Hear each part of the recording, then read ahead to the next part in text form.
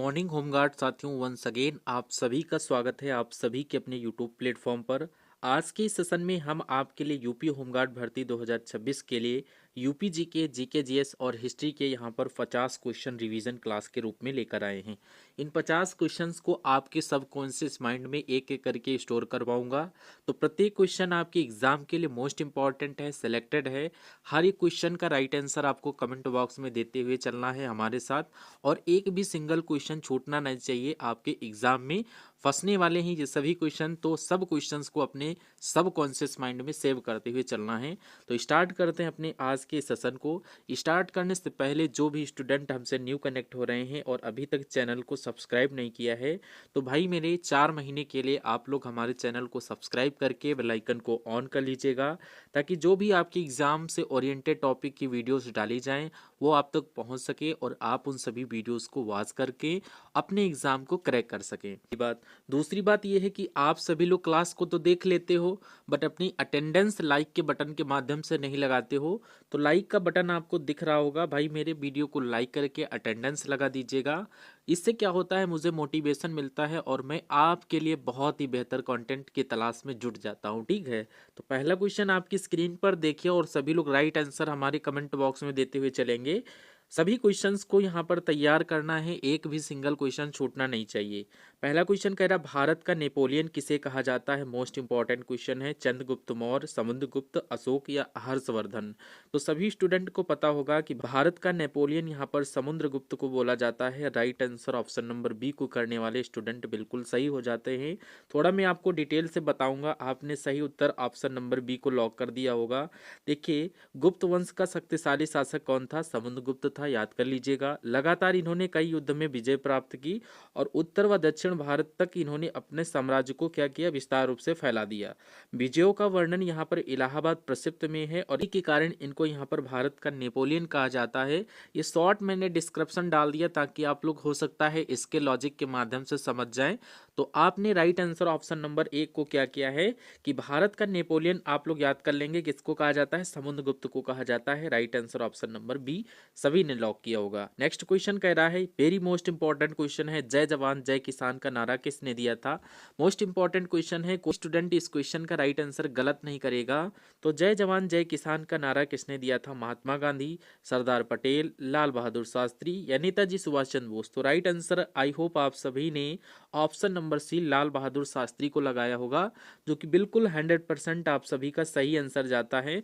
मैं आपको समझा देता हूं, राइट आंसर आपने ऑप्शन नंबर सी के साथ लॉक किया है, लाल बहादुर शास्त्री। जवान, क्योंकि जवान यहाँ पर जय जवान जय किसान वर्ड यूज हुआ, तो जवान का मतलब होता है देश की रक्षा करता है, यानी जवान क्या करते हैं, देश की रक्षा करते हैं। तो सीमाओं पर खड़ा होकर देश को दुश्मनों से बचाते हैं कौन, जवान। और किसान क्या करता है, देश को अन्न देता है, क्या देता है, अन्न देता है। तो उन्हीं के उपलक्ष्य में इन्होंने एक नारा दिया, जय जवान जय किसान, यानी कि खेतों में मेहनत करके पूरे देश को भोजन देता है कौन, किसान देता है। ये नारा 1965 के युद्ध के समय दिया गया था। ये सन आपको याद कर लेना है कि जय जवान जय किसान का नारा कब दिया गया था। तो 1965 आप लोग डेट याद कर लेना के समय दिया गया था, और इसका उद्देश्य था सेना और किसानों का सम्मान व मनोबल बढ़ाना। सेना व किसानों के सम्मान के मनोबल को बढ़ाने के लिए लाल बहादुर शास्त्री के द्वारा नारा दिया गया, जय जवान जय किसान, याद कर लीजिएगा। नेक्स्ट क्वेश्चन देखिए, थर्ड नंबर क्वेश्चन आपसे पूछा जा रहा है कि जनगणना 2011 के अनुसार उत्तर प्रदेश का लिंगानुपात क्या था। मोस्ट इंपॉर्टेंट क्वेश्चन है और सभी लोग यहाँ पर राइट आंसर देने की कोशिश करेंगे। जनगणना 2011 के अनुसार उत्तर प्रदेश का लिंगानुपात 935, 925, 940, 912। तो ऐसे कितने स्टूडेंट यहाँ पर राइट आंसर दे रहे हैं। सही उत्तर आपका 912 के साथ जाना चाहिए। राइट आंसर अगर आपने ऑप्शन नंबर डी को चूज किया है तो बिल्कुल सही हो जाता है। मैं आपको समझाने की कोशिश करूं तो जनगणना 2011 के अनुसार उत्तर प्रदेश का जो लिंगानुपात था, वो right answer option number D को आपने लॉक किया है, 912। लिंगानुपात इक्वल टू होता है 1000 पुरुषों पर महिलाओं की संख्या, जो कि जनगणना 2011 में यूपी में 1000 पुरुषों पर 912 महिलाएं पाई गई, यानी 1000 अगर पुरुष हैं तो वहां पर 912 क्या है, महिलाएं हैं। यह दिखाता है कि महिलाओं की संख्या पुरुषों से क्या है, कम है। तो इस क्रम में right answer option number D 912 आपका सही हो जाता है लिंगानुपात 2011 की जनगणना के अनुसार। फोर्थ नंबर क्वेश्चन कह रहा है, ये सभी क्वेश्चन आपके मोस्ट इंपॉर्टेंट हैं, तो आप लोग ऐसा एक भी सिंगल क्वेश्चन ना बचे जो आपके माइंड में सेव ना हो, इसलिए चैनल को सब्सक्राइब करके बेल आइकन को ऑन कर लीजिएगा और अपनी अटेंडेंस लगाते हुए प्रत्येक क्वेश्चन का राइट आंसर हमारे कमेंट बॉक्स में देते चलिएगा। मैं सभी के कमेंट बॉक्स पढ़ता हूँ और उसमें रिप्लाई भी करता हूँ, तो ऐसा मत सोचिएगा कि मैं कमेंट करूंगा सर देखते नहीं, मैं ए टू जेड सभी बच्चे के कमेंट पढ़ता हूँ। तो आपको क्या करना है, राइट आंसर देना है और अपना स्कोर कार्ड जरूर बताना है कि यहाँ पर 50 क्वेश्चंस में से कितने क्वेश्चन आपके सही होते हैं। क्वेश्चन सभी स्टूडेंट को आना चाहिए, उत्तर प्रदेश का राज्य पक्षी कौन सा है, मोस्ट इंपॉर्टेंट क्वेश्चन है, मोर, कोयल, सारस, तोता। तो आई होप आप सभी ने भर भर के आंसर किया होगा ऑप्शन नंबर सी के साथ, सारस होता है। और सारस को कभी कभी सारस क्रेन लिख देते हैं, अगर विकल्प में सारस क्रेन लिखा हो तो वहां पर कन्फ्यूजिया मत जाना, वहां पर आपका करेक्ट हो जाएगा सारस क्रेन भी इसको कहते हैं। देख लीजिए यहाँ पर उत्तर प्रदेश का राज्य पक्षी अगर पूछा जाए कौन है तो सारस लगा दीजिएगा। सारस उत्तर प्रदेश का क्या है, राज्य पक्षी है। यह पक्षी एक निष्ठ यानी जोड़े में जीवन भर रहने वाला होता है, एक जोड़े में पाया जाता है, आपको सिंगल कभी नहीं दिखेगा। ऐसा ही कभी दिख जाए कि उसका जो प्रेमी हो या जोड़ा हो वो बिछड़ गया हो या जीवित ना रहा हो, तभी इन रेयर केस में आपको सिंगल दिखेगा, बट ऐसा हमने तो देखा नहीं है। और ये प्रेम और निष्ठा का प्रतीक माना जाता है, किसका, प्रेम और निष्ठा का प्रतीक माना जाता है। यूपी के दलदली और कृषि क्षेत्रों में अधिकतर पाया जाता है, आप लोग देखे भी होंगे, बहुत बड़ा होता है। नेक्स्ट क्वेश्चन देखिए, कह रहा है मोहनजोदड़ो का अर्थ क्या है। भाई बहुत बार क्वेश्चन रिपीट हुआ है और आपके एग्जाम में पूरा पूरा फंसने वाला क्वेश्चन है। तो अगर ये क्वेश्चन आपके एग्जाम में आ जाए तो आप लोग किस ऑप्शन को चूज करोगे, जरा मुझे कमेंट बॉक्स में बता दीजिए। देवताओं का नगर मोहनजोदड़ो का अर्थ है, या मृतकों का टीला, नागरिक नगर, या कृषि नगर। तो यहाँ पर आपने राइट आंसर, फिफ्थ क्वेश्चन का राइट आंसर मृतकों का टीला कर देना है। ऑप्शन नंबर बी आपने भर भर के राइट किया होगा। आई होप आपको समझ में भी आ रहा होगा। तो यहाँ पर मोहनजोदड़ो का अर्थ थोड़ा मैं आपको समझा दूं। देखिए right answer option number B मृतकों का टीला लगा दिया। मोहनजोदड़ो एक सिंधु घाटी सभ्यता का प्रमुख नगर था। स्थानीय सिंधी भाषा में क्या था, एक प्रमुख नगर था स्थानीय सिंधी भाषा में। मोहन का मतलब होता है मृत और जोदड़ो का मतलब होता है टीला। मोहनजोदड़ो का अर्थ है मृतकों का टीला। Right answer option number B को चूज करने वाले मेरे प्यारे स्टूडेंट बिल्कुल सही हो जाते हैं।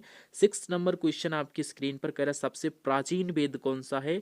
फटाफट इस क्वेश्चन का राइट आंसर हमें बताते हुए चलिए। अगर सबसे प्राचीन वेद पूछ ले तो आपने right answer option number D को चूज कर लिया होगा। ऋग्वेद सबसे क्या है, प्राचीन वेद है। ऑप्शन नंबर डी को लॉक करने वाले मेरे प्यारे स्टूडेंट बिल्कुल सही हो जाते हैं। थोड़ा समझा देता हूँ, ऋग्वेद चारों वेदों में से सबसे पुराना वेद है। ऋग्वेद चारों वेदों में से क्या है, सबसे पुराना वेद है। इसमें देवताओं की स्तुति में रचे गए मंत्र यानी कि सूक्त हैं। अन्य वेद जैसे साम, यजुर, अथर्व बाद में बने हैं, तो ये आपको छोड़ देना है। Right answer option number B Rigveda आपका बिल्कुल करेक्ट आंसर हो जाता है। क्वेश्चन आपसे पूछा जा रहा है बुद्ध को ज्ञान की प्राप्ति कहाँ हुई थी। भैया बताओ बुद्ध को ज्ञान प्राप्ति कहाँ हुआ, यानी बुद्ध को ज्ञान की प्राप्ति कहाँ हुआ था। तो अगर ये क्वेश्चन आ जाए तो आपको बोध गया आसानी से टिक कर देना है ऑप्शन नंबर सी के साथ। देख लीजिए यहाँ पर बोध गया जो था ये गौतम बुद्ध, यानी गौतम बुद्ध का दूसरा नाम ये था, आप लोग कह सकते थे सिद्धार्थ गौतम ने बोध गया में पेड़ के नीचे ध्यान करके ज्ञान की प्राप्ति की थी।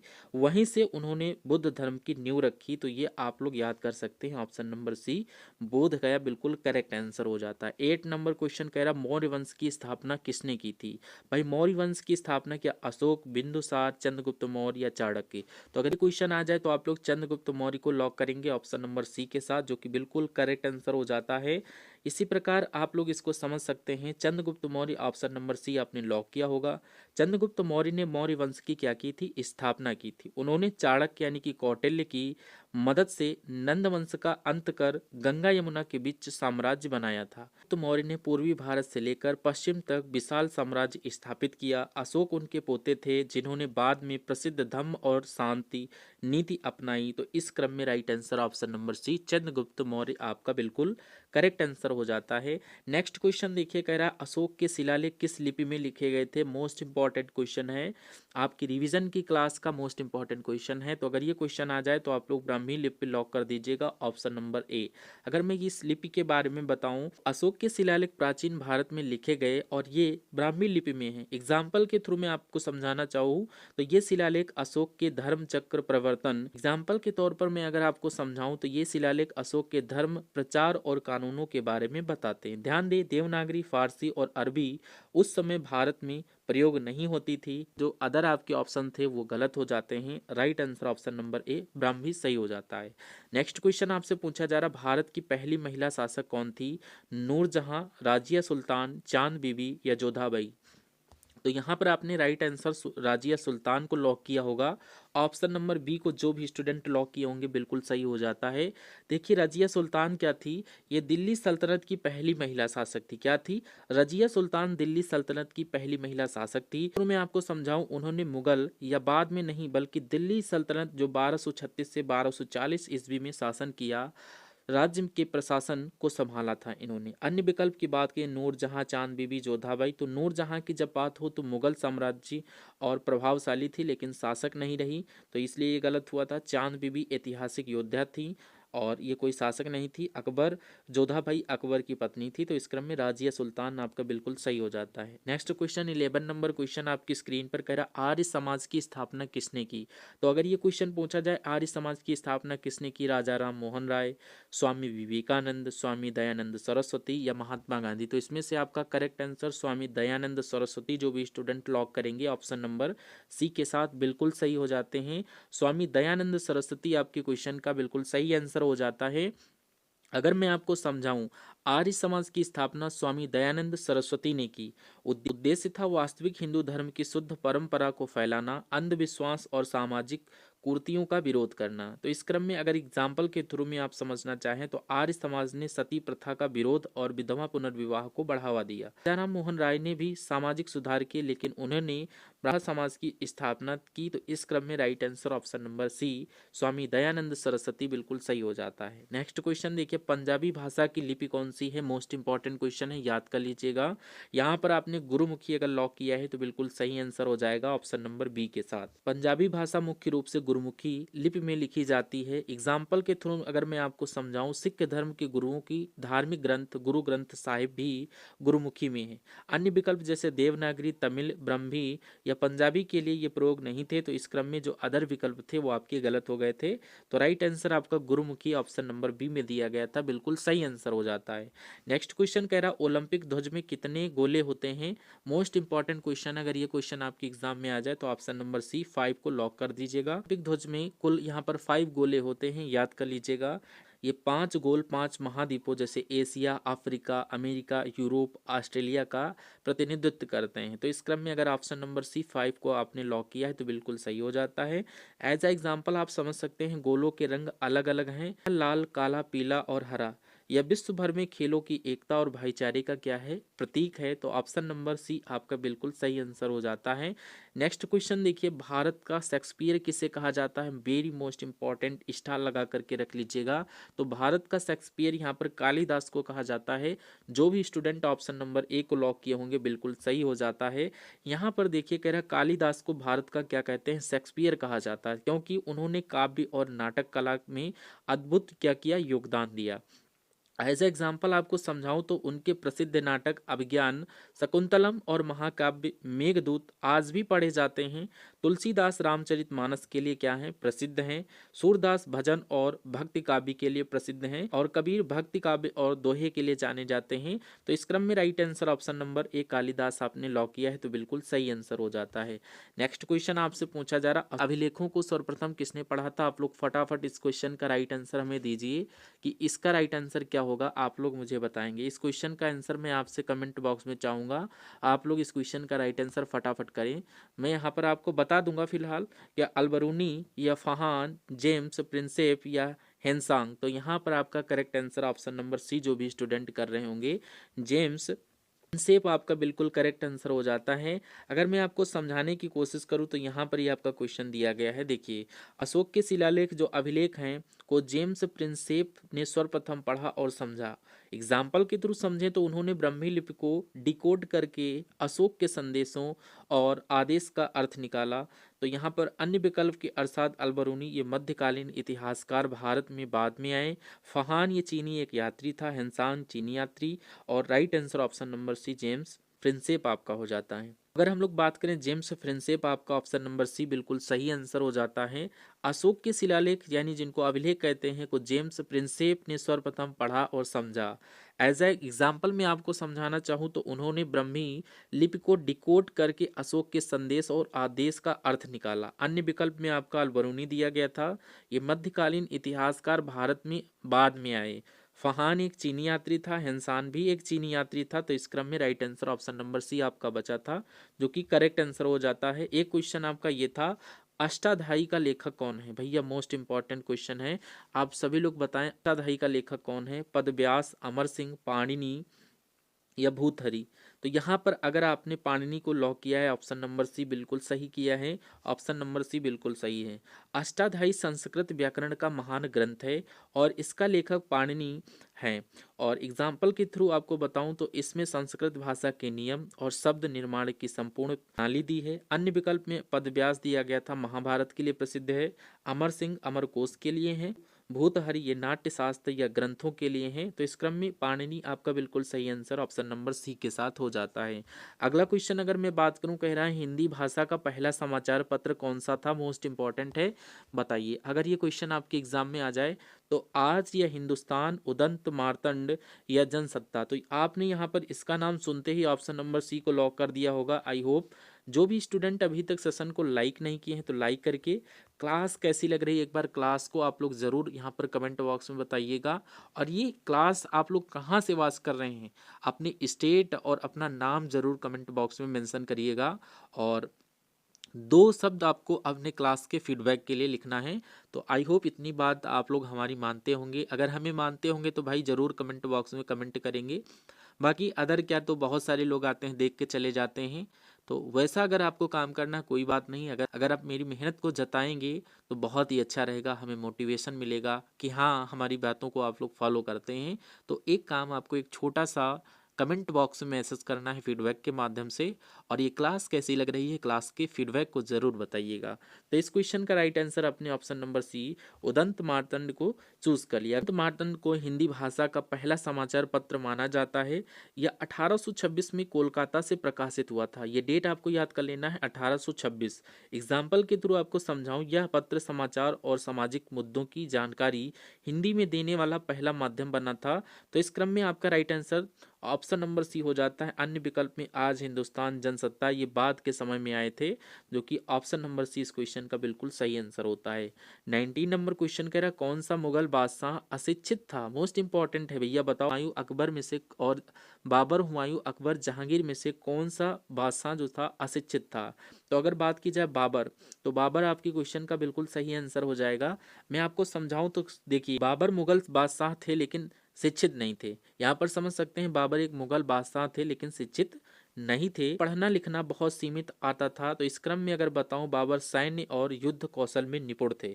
उन्हें सैन्य और युद्ध की पूरी जानकारी थी। उन्हें अपनी जीवनी बाबरनामा लिखवाई, जिसे बाद में शिक्षित लोगों ने लिखा। अन्य मुगल शासक जैसे अकबर और जहांगीर पढ़े लिखे थे। तो इस क्रम में right answer option number A Babur आपका बिल्कुल सही हो जाता है, अशिक्षित थे। नेक्स्ट क्वेश्चन आपसे कह रहा है, लाल चींटियों में कौन सा अम्ल पाया जाता है? मोस्ट इंपॉर्टेंट क्वेश्चन है, बताइए लाल चींटियों में कौन सा अम्ल पाया जाता है? 20 नंबर क्वेश्चन पूछा जा रहा है। एसिटिक अम्ल, फॉर्मिक अम्ल, हाइड्रोक्लोरिक अम्ल या सल्फ्यूरिक अम्ल? तो यहाँ पर आपने right answer option number B को अगर लॉक किया है, फॉर्मिक अम्ल, तो बिल्कुल सही हो जाता है। देखिए, फॉर्मिक अम्ल जो होता है, ये लाल चींटियाँ अपने डंक में फॉर्मिक अम्ल का उपयोग करती हैं। एज ए एग्जाम्पल, जब चींटी काटती है तो फॉर्मिक अम्ल के कारण जलन या दर्द महसूस होता है। अन्य विकल्प की बात करें, एसिटिक अम्ल ये सिरके में पाया जाता है, हाइड्रोक्लोरिक अम्ल पेट में पाचन के लिए होता है, सल्फ्यूरिक अम्ल ये बैटरी वगैरह में यूज होता है। तो इस क्रम में ये 3 ऑप्शन आपके गलत हुए, राइट आंसर फॉर्मिक अम्ल बिल्कुल सही हो जाता है। क्वेश्चन आपसे पूछा जा रहा है उत्तर प्रदेश का गठन कब हुआ, मोस्ट इंपॉर्टेंट है। ये क्वेश्चन आपको कई बार मैंने करवाया है, बताइए उत्तर प्रदेश का गठन कब हुआ था। ये आपसे क्वेश्चन में कमेंट बॉक्स में पूछना चाहूंगा। यहाँ पर 15 अगस्त 1947, 26 जनवरी 1950, 1 अप्रैल 1937 या 24 जनवरी 1950। इस क्वेश्चन का राइट आंसर कमेंट बॉक्स में आप सभी लोग देंगे। हम लोग स्विच करते हैं नेक्स्ट क्वेश्चन को। उत्तर प्रदेश की राजधानी क्या है, मोस्ट इंपॉर्टेंट क्वेश्चन, बताओ उत्तर प्रदेश की राजधानी क्या है। इन सभी क्वेश्चन के राइट आंसर देते चलिएगा। ऑप्शन नंबर सी लखनऊ अगर आपने चूज किया तो बिल्कुल सही हो जाएगा। उत्तर प्रदेश की राजधानी लखनऊ है। लखनऊ राजनीतिक, प्रशासनिक और सांस्कृतिक केंद्र भी है। अन्य शहर कानपुर उद्योग के लिए है, यहाँ पर उद्योग केंद्र है। वाराणसी धार्मिक और सांस्कृतिक प्रसिद्ध है, और ये प्रयागराज संगम और ऐतिहासिक स्थल के लिए जाना जाता है। नेक्स्ट क्वेश्चन की बात करूं तो कह रहा है यूपी की सबसे लंबी नदी कौन सी है, मोस्ट इंपॉर्टेंट है भाई। यूपी की सबसे लंबी नदी पूछी जाए तो यमुना, घाघरा, गंगा या गोमती। पर अगर आपने right answer option number C के साथ लॉक किया होगा, यूपी की सबसे लंबी नदी गंगा नदी है, जो कि बिल्कुल सही हो जाती है। अगर मैं आपको बताऊं, गंगा उत्तर प्रदेश की सबसे लंबी क्या है, नदी है। एग्जाम्पल के थ्रू समझ सकते हैं, यह उत्तराखंड से निकलकर यूपी के कई जिलों से होकर बिहार तक जाती है, और यूपी में कई प्रमुख शहरों जैसे कानपुर, प्रयागराज, वाराणसी से गुजरती है। अन्य विकल्प जैसे यमुना हो गया, गंगा की क्या है, सहायक नदी है। घाघरा है, गंगा की क्या है, सहायक नदी है। गोमती लखनऊ से होकर बहने वाली छोटी नदी है। तो इस क्रम में right answer option number C Ganga बिल्कुल सही हो जाता है। अगला क्वेश्चन कह रहा बनारस को किस नाम से जाना जाता है, काशी, प्रयाग, मथुरा या अयोध्या। तो आप सभी को पता होगा बनारस को भाई काशी के नाम से जानते हैं, दूसरे नाम से। तो बिल्कुल राइट आंसर ऑप्शन नंबर ए हो जाता है। बनारस, जिसको ब्रैकेट में वाराणसी को प्राचीन काल से काशी कहा जाता है। एज एग्जाम्पल यह शहर हिंदुओं का पवित्र स्थल है और गंगा के किनारे स्थित है। अन्य विकल्प जैसे प्रयाग, ये प्रयागराज का प्राचीन नाम है। मथुरा कृष्ण जन्मभूमि है। अयोध्या राम जन्मभूमि है। तो इस क्रम में काशी आपका बिल्कुल सही आंसर हो जाता है। नेक्स्ट क्वेश्चन कह रहा है उत्तर प्रदेश में कुल कितने जिले हैं, वेरी मोस्ट इंपॉर्टेंट क्वेश्चन है। उत्तर प्रदेश में रहते हो तो जिलों की संख्या जरूर आपको पता होना चाहिए। आप लोग कहाँ से वीडियो देख रहे हैं जरूर बताइएगा। कह रहा है यहाँ पर उत्तर प्रदेश में कुल कितने जिले हैं, तो आपको right answer option number C में कुल 75 क्या है, जिले हैं। जिनमें से मैं आपको कुछ प्रमुख के नाम बता देता हूँ। इनमें से लखनऊ, कानपुर, प्रयागराज, वाराणसी जैसे प्रमुख जिले शामिल हैं। यह संख्या राज्य के प्रशासनिक और विकास कार्यों के लिए क्या है, महत्वपूर्ण है। Right answer option number D हो जाता है। मेरा उत्तर प्रदेश की राज्य की भाषा क्या है, मोस्ट इंपॉर्टेंट है। अगर उत्तर प्रदेश में रहते हैं तो आपको भाषा भी पता होनी चाहिए। ऑप्शन नंबर बी हिंदी हो जाता है, बिल्कुल करेक्ट आंसर। अगर मैं आपको बताऊं उत्तर प्रदेश की मुख्य और राजकीय भाषा क्या है, हिंदी है। सरकारी दस्तावेज, शिक्षा और प्रशासन में हिंदी का प्रयोग किया जाता है। अन्य भाषाएं जैसे अंग्रेजी सहायक भाषा है, उर्दू दूसरी राज्य भाषा है, संस्कृत ऐतिहासिक और शैक्षणिक उद्देश्य के लिए यूज की जाती है। तो इस क्रम में right answer option number B हो जाता है। अगला क्वेश्चन कह रहा है उत्तर प्रदेश की सह राज्य की भाषा कौन सी है। आप बताओ भैया ये सह राज्य की भाषा कौन सी है। तो सह राज्य की भाषा की अगर बात की जाए तो ये आपका हिंदी है, क्या है इसका राइट आंसर आप लोग कमेंट बॉक्स में बताएंगे। ये क्वेश्चन मैंने एक बार और करवाया है, अगर मेरे पुराने स्टूडेंट देख रहे होंगे तो उनको पता भी होगा। सह राज्य की भाषा कौन सी है, आप लोग फटाक से कमेंट बॉक्स में दीजिएगा इस क्वेश्चन का राइट आंसर। सभी को पता होगा आई होप।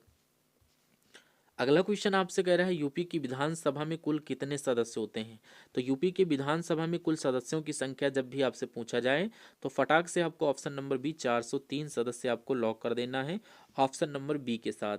अगर मैं थोड़ा आपको बताऊं तो उत्तर प्रदेश की विधानसभा में कुल 403 क्या है, सदस्य हैं। ये सदस्य विभिन्न निर्वाचन क्षेत्रों से निर्वाचित होते हैं और राज्य का कानून बनाने का कार्य करते हैं। ध्यान दें, यह संख्या भारत के अन्य बड़े राज्यों की तुलना में सबसे अधिक है। तो इस क्रम में 403 बिल्कुल सही आंसर हो जाता है। अगला क्वेश्चन कह रहा है यूपी का सबसे बड़ा रेलवे जंक्शन कौन सा है, गोरखपुर जंक्शन, लखनऊ जंक्शन, वाराणसी या प्रयागराज। तो ये क्वेश्चन अगर आपके एग्जाम में आ जाए तो आपको गोरखपुर जंक्शन को लॉक कर देना, ऑप्शन नंबर ए बिल्कुल सही हो जाता है। यहाँ पर मैं आपको बता दूं तो गोरखपुर जंक्शन उत्तर प्रदेश का सबसे बड़ा रेलवे क्या है, जंक्शन है। एज एग्जाम्पल इसकी प्लेटफॉर्म लंबाई विश्व में सबसे लंबी मानी जाती है और यह पूर्वी उत्तर प्रदेश और बिहार को जोड़ता है। तो इस क्रम में आपका राइट आंसर गोरखपुर जंक्शन बिल्कुल सही हो जाता है। लखनऊ जंक्शन बड़ा है लेकिन गोरखपुर से क्या है, छोटा है। वाराणसी और प्रयागराज महत्वपूर्ण है लेकिन सबसे बड़े नहीं हैं। तो इस क्रम में राइट आंसर ऑप्शन नंबर ए आपका बिल्कुल सही हो जाता है। कह रहा है खट्टे फलों में कौन सा अम्ल पाया जाता है, मोस्ट इंपॉर्टेंट है। खट्टे फलों में कौन सा अम्ल पाया जाता है, फटाक से आप लोग कमेंट बॉक्स में बताइए।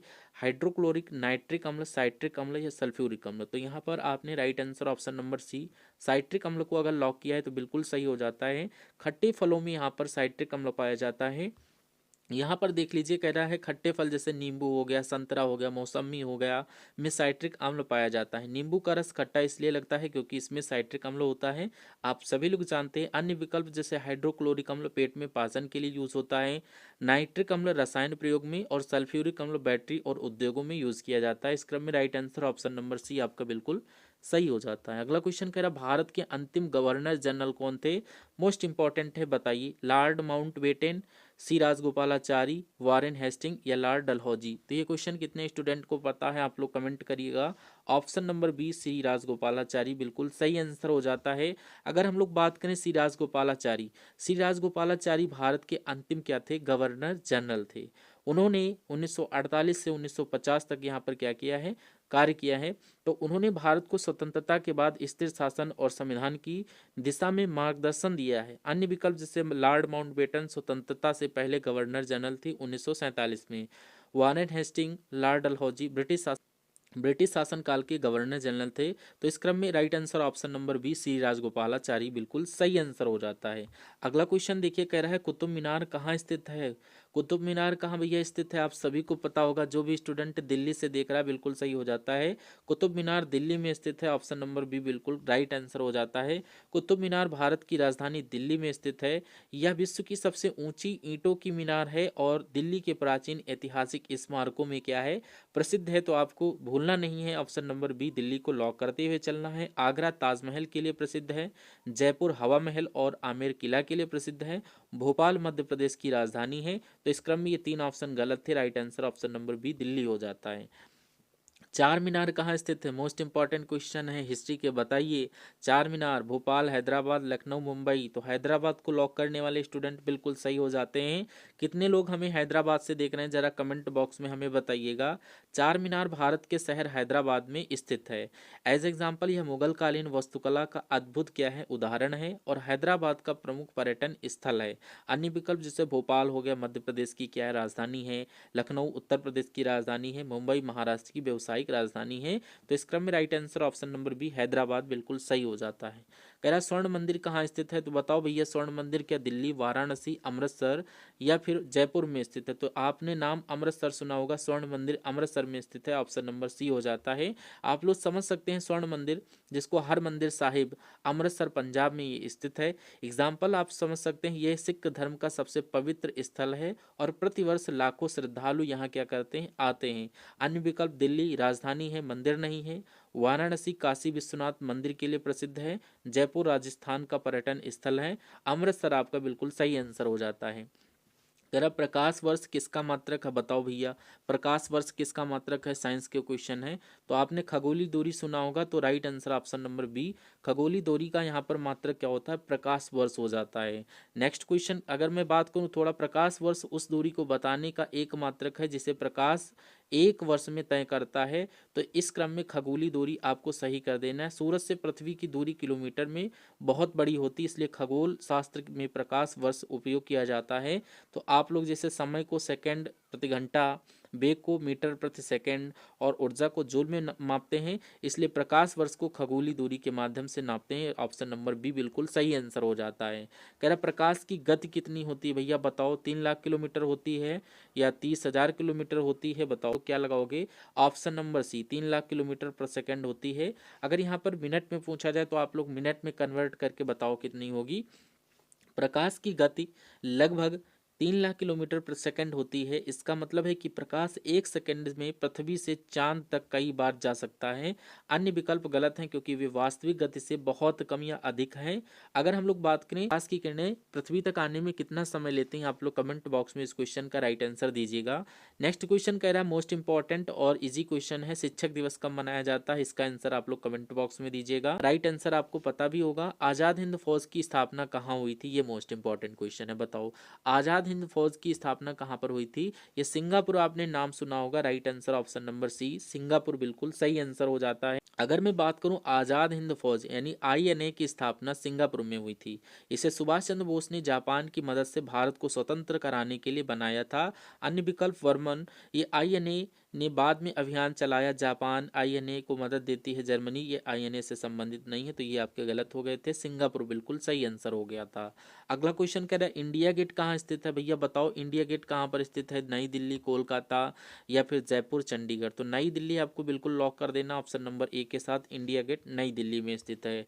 समझ लीजिए इंडिया गेट भारत की राजधानी नई दिल्ली में स्थित है।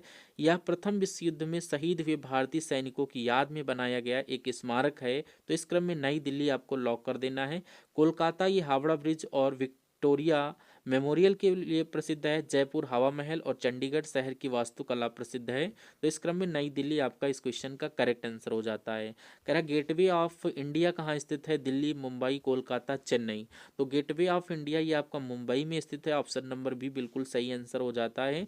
थोड़ा समझ लीजिए गेटवे ऑफ इंडिया भारत के शहर मुंबई में स्थित है। इसे 1911 में राजा जॉर्ज पंचम और महारानी मैरी के स्वागत के लिए बनाया गया था। तो इस क्रम में मुंबई आपका बिल्कुल सही हो जाता है। दिल्ली इंडिया गेट के लिए, कोलकाता हावड़ा ब्रिज और विक्टोरिया मेमोरियल, चेन्नई मरीना बीच और फोर्ट सेंट जॉर्ज के लिए जाना जाता है। नंबर बी मुंबई आपका सही हो जाता है। सिंधु घाटी सभ्यता का प्रमुख बंदरगाह कौन सा था? मोस्ट इंपॉर्टेंट है, बताइए क्या था? कालीबंगा, लोथल, हड़प्पा या मोहनजोदड़ो? तो यहाँ पर लोथल आपका बिल्कुल सही आंसर हो जाएगा। सिंधु घाटी सभ्यता का प्रमुख बंदरगाह लोथल, मैंने कई बार बताया, आप लोग सही कर लीजिएगा।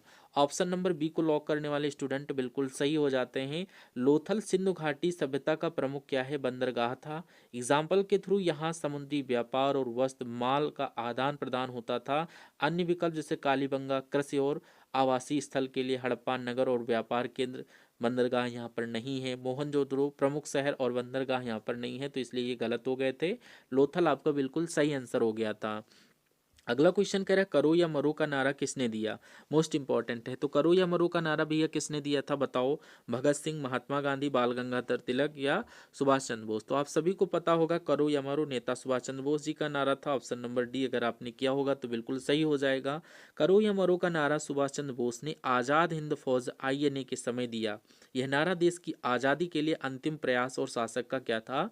प्रतीक था। भगत सिंह स्वतंत्रता संग्राम के क्रांतिकारी नेता थे। अलग नारा है इनका, हिंसा और सत्याग्रह के सार्थक हैं। बाल गंगाधर तिलक स्वराज मेरा जन्मसिद्ध अधिकार के लिए प्रसिद्ध हैं। तो इस क्रम में बचा था सुभाष चंद्र बोस, जो कि करो या मरो बिल्कुल सटीक आंसर आपका बैठता है। नेक्स्ट क्वेश्चन कर विश्व पर्यावरण दिवस कब मनाया जाता है? मोस्ट इंपॉर्टेंट क्वेश्चन है, हर एग्जाम में ये क्वेश्चन जरूर पूछा जाता है। तो विश्व पर्यावरण दिवस 5 जून को मनाया जाता है। ऑप्शन नंबर बी आपको लॉक कर देना है। विश्व पर्यावरण दिवस हर साल 5 जून को मनाया जाता है।